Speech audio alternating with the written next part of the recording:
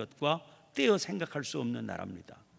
오늘 본문 말씀은 단순히 레바논 이렇게 시작되고 있지만 사실은 레바논의 숲으로 받아야 옳을 겁니다. 그래서 세번역 성경을 보니까 이 구절을 이렇게 옮기고 있습니다. 레바논의 삼림이 제단의 장작으로 충분하지 않고 그곳의 짐승들도 번제물로 드리기에 충분하지 않다. 레바논의 삼림 이렇게 되어 있는데 그건 백향목의 숲입니다.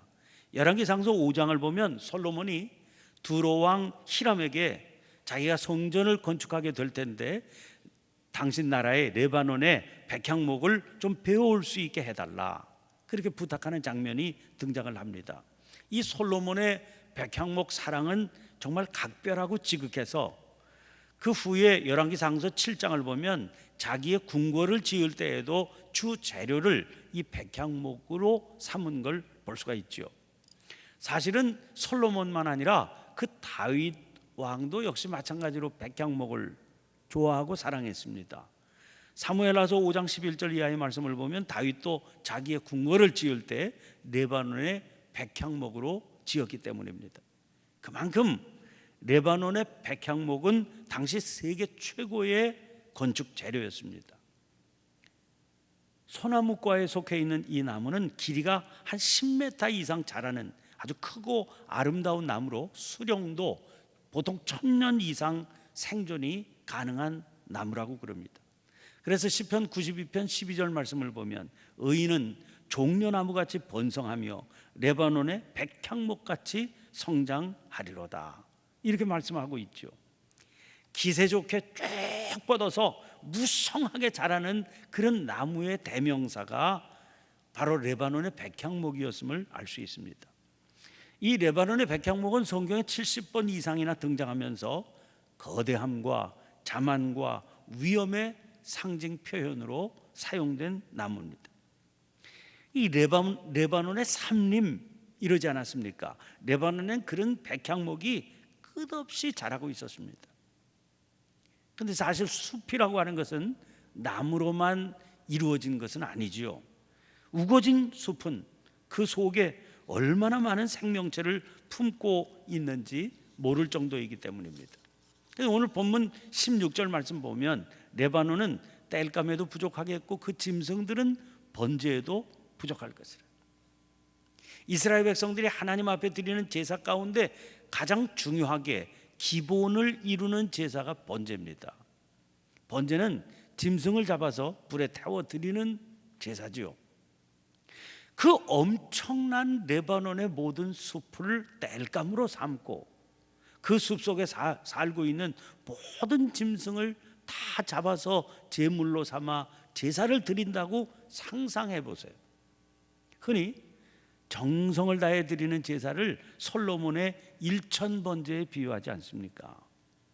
그렇지만 이 본문에 등장하는 그 번제라고 그러면 그 솔로몬의 1000번제를 가지고도 비교가 불가능할 정도의 번제일 겁니다. 그런데 이사야는 그런 번제라고 그래도 부족할 것이다, 그렇게 말하고 있는 겁니다. 이것은 단순히 양의 문제로만 볼 수가 없습니다. 레위기 1장에 번제에 대한 율법의 규정이 상세히 등장을 합니다. 거기 번제에 쓸 짐승은 소나 양, 염소의 흠없는 수컷이어야 된다 그랬지만 번제 나무에 대한 규정은 찾아볼 수가 없습니다. 사무엘상서 6장을 보면 블레셋이 빼앗아갔던 법궤를 스스로 돌려주는데 그 법궤를 새로 만든 수레에 실어서 보냈습니다. 그런데 이스라엘 백성들이 그 법궤를 싣고 온 수레에 나무를 패서 장작 삼아서 번제로 드린 그런 장면이 나옵니다. 사사기서 6장을 보면 하나님의 부르심을 받은 기드온은 아세라를 새긴 우상을, 나무로 만든 우상인데 그 나무를 찍어서 장작 삼아 번제를 드렸습니다. 그러니까 제물은 규정이 있지만 그 번제물을 떼는 나무는, 땔감 나무는 그저 단순한 장작으로 가능했구나 하는 것을 알 수 있습니다. 그 단순한 땔감인데 여러분, 최고의 건축 재료로 사용되는 레바논의 백향목, 각 값도 비쌌겠지요. 그걸 장작으로 삼아서 드린다는 겁니다. 그러니까 아무나 사용해도 되는 땔감조차 최고가의 귀한 것을 사용해서 드린 그런 제사입니다. 야, 이건 지나친 낭비다, 쓸데없는 낭비다, 이렇게 여겨질 정도로 가치를 쏟아서 드렸다 할지라도 그 제사가 하나님 보시기에는 부족하다 하는 겁니다. 지금 우리가 읽고 있는 이 단락의 주제는 무엇으로도 비교할 수 없는 하나님에 대한 서술이지요. 거기 15절 말씀 보면 보라, 그에게는 열방이 통에 한 방울 물과 같고 저울의 작은 티끌 같으며 섬들은 떠오르는 먼지 같으리니. 그래서 그렇다는 겁니다. 아무리 정성을 다해서 고귀한 재료로 그리고 거창한 제물을 동원해서 드리는 제사라 할지라도 하나님이 보시기에는 부족하다 하는 사실을 알아야 된다는 것이죠. 그 왜 이런 말씀을 하실까? 여러분, 번제란 과연 어떤 것입니까? 인간이 하나님 앞에 드리는 종교 행위입니다. 이런 종교 행위가 인간을 착각에 빠뜨리기 쉬운 것이 문제라는 거예요.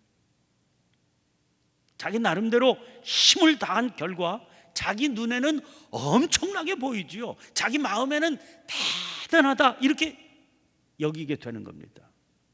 그 바람에 스스로 교만에 빠지게 돼서 그 제사를 받으시는 하나님을 마음으로 판단할 수 있기 때문입니다. 아니, 내가 이만큼 대단한 제사를 드렸으면 하나님께서도 어떻게 하셔야 되는 거 아니야? 혹은 아니, 그런 제사를 드렸는데 하나님께서 어떻게, 이런 식의 마음이 들 수가 있는 거다 하는 겁니다. 그런 미혹의 마음에 대해서 선지자가 도전을 하고 있는 거죠. 아무리 대단한 제사나 아무리 엄청난 헌신이라 할지라도 그까짓 것이 하나님 앞에 무슨 의미가 있다는 것이냐 하는 도전을 던지고 있는 겁니다. 이 바탕에는 인간의 근원적인 죄의 영향력이 깔려 있습니다.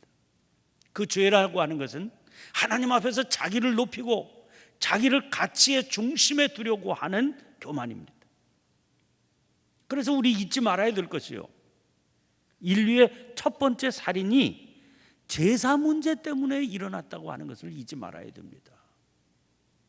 가인과 아벨이 하나님 앞에 제사를 드렸습니다. 여기 아주 의미심장한 표현이 등장을 합니다. 창세기 4장 4절 5절 말씀 보면 여호와께서 아벨과 그의 제물은 받으셨으나 가인과 그의 제물은 받지 아니하신지라 가인이 몹시 분하여 안색이 변하니. 지지난번 수요 예배 때 우리 강 목사님이 이 본문 가지고 아주 정확하게 지적을 해주시지 않았습니까? 여기 뭐라고 등장하고 있습니까? 아벨과 그의 제물, 가인과 그의 제물, 이렇게 표현이 되어 있습니다. 하나님께서는 제사를 통해서 제사 드리는 그 사람과 그의 제물을 받으시는 겁니다. 그런데 가인이요, 하나님께서 자기의 제물을 받지 아니하시는 것 때문에 몹시 분해서 안색이 변했다고 그러지 않았습니까? 여러분, 이렇게 될 수 있다면 그 제물을 드린 가인은 도대체 어떤 사람이냐 하는 겁니다. 가인과 그의 제물이라고 그랬는데 자기 제물 받지 않았다고 분해서 안색이 변했다고 그러니까 그 제물을 드린 가인은 지금 어떤 사람이냐 하는 거예요. 하나님 앞에 제사 드리는데 합당한 사람이었다면 어떤 반응이 나와야 정상이겠습니까? 이런 상황에 하나님께서 왜 내 제사는 받지 않으실까? 뭐가 부족한 거지? 이렇게 생각이 들어야 정상적인 것 아닙니까? 그런데 그는 그 일 앞에서 자기 자신을 돌아볼 생각을 하지 않았다는 거죠. 제사가 그렇게 하나님 앞에 자기를 돌아보고 자기를 깨닫는 행위라고 하는 사실을 무시한 겁니다. 그에게 있어서 제사는 어떤 것입니까? 하나님 앞에 자기의 요구를 관철시키는, 하나님이 자기를 인정하셔야 되는, 다시 말해서 하나님을 좌지우지하려고 하는 행위라 하는 겁니다. 그 결과 오히려 그 일과는 아무런 상관도 없는 동생 아벨을 돌로 쳐 죽입니다. 아벨은 이 일과 아무런 상관도 없지 않습니까? 하나님과 가인과의 문제인 겁니다. 그럼 상관도 없는 아벨을 죽였다고 하는 의미가 뭐겠습니까? 그 분노의 대상이 하나님이셨다는 거예요. 사실 할 수만 있다면 아벨을 죽이는 대신에 하나님을 향해서 그렇게 하고 싶었을 겁니다. 그런데 그런 인간이 드린 제사였으니까 그 제사를 어떻게 하나님께서 받으실 수 있으셨겠느냐 하는 겁니다. 그런데 문제가 있지요. 여기 그게 제사였다는 겁니다. 그게 제사였기 때문에 함정에 빠지기가 쉽다는 겁니다. 무슨 말이냐면, 여러분, 제사는 거룩한 행위 아닙니까? 하나님과의 신령한 교제입니다. 그러니까 제사 드리는 사람은 자기가 지금 드리고 있는 것이 제사라고 하는 사실 때문에 자기가 지금 깊고 친밀한 하나님과의 관계 속에 있다, 그렇게 착각하게 되기가 쉽다는 겁니다. 이게 무슨 다른 세상의 일이다 그러면 깨달음이 쉽겠지만, 지금 제사를 드리고 있다고 하는 것 때문에 함정에 빠진다는 거죠. 그래서 그건 그거야말로 착각이다. 그 증거로 가인을 보아라. 하나님의 말씀은 우리에게 그렇게 말씀하는 거예요. 제사 드리는 사람이기는 하지만, 그 드리는 제사가 종교적인 행위이기는 하지만, 사실 그는 그 제사를 받으실 하나님을 향해서 돌팔매를 던질 수도 있는 사람이다 하는 겁니다. 그럴 수 있다는 겁니다. 정성껏 힘을 다해 제사를 드렸으니 아마 그는 자기 스스로도 이 사실을 깨닫지 못했을 겁니다. 그는 그야말로 스스로 속고 있는 거죠. 무의식적으로, 알고서야 제사 드리는 사람이 그렇겠습니까? 자기 스스로 속는 거예요. 무의식적으로 자기의 경건한 생활을 가지고 하나님의 은혜를 취할 수 있을 것으로 그렇게 착각할 수 있다는 겁니다. 얼마나 두렵고 떨리는 일입니까? 특별히 하나님 앞에 일상적으로 예배드리고 사는 사람들이 빠지기 쉬운 심각한 함정이에요. 그래서 하나님의 말씀은 이렇게 우리에게 경고합니다. 시편 51편 16절 17절 말씀입니다. 주께서는 제사를 기뻐하지 아니하시나니 그렇지 아니하면 내가 드렸을 것이라. 주는 번제를 기뻐하지 아니하시나이다. 하나님께서 구하시는 제사는 상한 심령이라.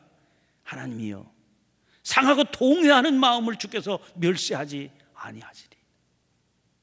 분명히 기억해야 됩니다. 우리가 아무리 최선을 다해서 종교 행위에 몰두한다 한들 그것만으로는 부족하다. 이걸 알아야 된다는 겁니다. 우리의 가장 고귀한 가치를 담아드렸다 할지라도 그야말로 그까짓 게 하나님 앞에 무슨 의미가 있겠습니까? 그 바른 제사를 드려야 되는데, 그런 바른 제사라고 하는 것은 그 제사를 드리며 그 사실을 심각하게 깨닫기 위한 거죠. 물론 그러니까 아무리 좋고 귀한 가치를 드려도 그 가치 게 무슨 하나님 앞에, 하나님이 무슨 뭐 배고파서 번제를 받으시나, 이런 마음을 가지는 거 합당치 못합니다. 예배를 드릴 때 최선을 다해서 드려야 되죠. 힘을 다해서 드리는 예물을 준비해서 드려야 되죠. 그게 아름답고 귀한 겁니다. 당연히 그렇게 드려야 됩니다. 아니 아무것도 아니라는데, 하나님 보시기에는 이거 아무것도 아니라는데 그러면서 소홀하게 여기는 것은 그 자체가 하나님 앞에 거짓되고 가증한 것이죠. 그래서 하나님께서는 당신 앞에 드리는 제물은 흠 없는 것이어야 된다 그러십니다. 레위기 22장 18절부터 20절까지 말씀 보면 이스라엘 자손이나 그 중에 거류하는 자나 거류하는 자가 서원 제물이나 자원 제물로 번제와 더불어 여호와께 예물로 드리려거든 기쁘게 받으심이 되도록 소나 양이나 염소의 흠 없는 수컷으로 드릴지니 흠 없는 것은 무엇이나 너희가 드리지 말 것은 그것이 기쁘게 받으심이 되지 못할 것임이니라. 여러분, 예를 들면 양을 예로 들어보시면 그렇게 흠 없는 양이어야 제물로 합당하다 그러시지 않았습니까? 그 흠 없는 양을 확보하기가 얼마나 어려웠겠어요. 저희가 이제 저희 손자 녀석 어렸을 때 데려다 키웠는데 한 돌 지나서 두 돌 될 때까지 했는데 그 뭐 부모 떠나서 이제 저희 할머니 할아버지가 키우는 거니까 신경 많이 쓰고 고이 키운다고 키웠는데도요 상처 나는 걸 막을 수가 없더라고요. 자꾸 넘어지고 부딪히고 깨지고 그러니까 상처가 생기지 않습니까? 아니 손자 키우는 것도 흠 없이 키우는 게 어려운데 그 양을 흠 없이 키워서 제물로 바치려면 얼마나 어렵겠습니까? 근데 제사로 드리려면 흠이 없어야 된다니까 제사를 드리기 위해서 고르고 골라서 이게 태어날 때부터 아주 말짱한 거, 온전한 거 그런 녀석 골라서 이거 다치지도 않고 긁히지도 않게 기르느라고 전심을 다해야 제사용 양이 되는 겁니다. 근데 제사를 소중하게 여길 때 이스라엘의 자세가 그랬습니다. 딱 태어나면 야 이거는 제사용이다. 그래서 아주 잘 보존해서 제사용으로 키웠다 하는 겁니다. 근데요 믿음이 떨어지게 되니까 아무거나 드리게 됐습니다. 마음에 뭐라고 들겠어요? 번제용이면 이런 마음이 들은 어차피 태워 없을 건데 그렇잖아요. 어차피 태워 없을 건데 그까짓 그 흠이 있으면 좀 어때? 이런 마음이 드는 겁니다. 나중에는요 이스라엘 종교가 타락하게 되니까 성전 안에다가 매점을 차려놓고 제물 준비해서 갖고 가는 거 귀찮으니까 성전에서 돈으로 바꿉니다. 그럼 그 성전에서는요 아예 상품가치 없는 흠 있고 점 있는 못 쓸 것들 내놓으면 시장에서 잘 사가지도 않는 것들을 갖다가 놓고 팔고 그걸 또 제사 드리는 사람은 대충 그걸 사서 돈으로 바꿔서 드리는 그런 지경에 이르게 된 겁니다. 타락하니까 이렇게 되는 거죠. 그러니 여러분 하루 종일 성전에서 번제를 드린다 한들 그 제사가 하나님께서 받으시는 제사가 될 수 있었겠느냐 하는 겁니다. 예배 우리식으로 하면 예배 하루에 수없이 많이 드린다 한들 그 예배가 무슨 의미가 있는 거냐 하는 겁니다. 16절 말씀에서는 부족하다 그런 표현을 사용했는데 17절로 가니까 거기에서 한 걸음 더 나아가서 아무것도 아니라 그렇게 말씀하십니다. 17절 그의 앞에는 모든 열방이 아무것도 아니라 그는 그들을 없는 것 같이 빈 것 같이 여기시느니라. 공동번역 성경으로 보니까 아무것도 아니라를 있으나 마나 이렇게 옮기고 있습니다. 왜냐하면 하나님께서는 그걸 없는 것 같이 빈 것 같이 여기시기 때문입니다. 어떤 영어 성경을 보니까 이걸 거품이라고 번역해 놨습니다. 여러분 부동산 경기가 거품이다 그럴 때 그 거품은 뭡니까? 겉으로는 굉장히 부풀어 있잖아요. 거품 굉장히 부풀어 있습니다. 이게 눈으로 보이는 거예요. 굉장한 게 대단하게 뭐가 끌어올리죠. 그러나 막상 시간이 조금 지나고 나서 이게 푹 꺼져버리면 에게 이거였어? 그런 마음이 드는 막상 실제로는 아무것도 없는데 눈에 보기에는 굉장해 보이는 그걸 거품이라고 그러지 않습니까?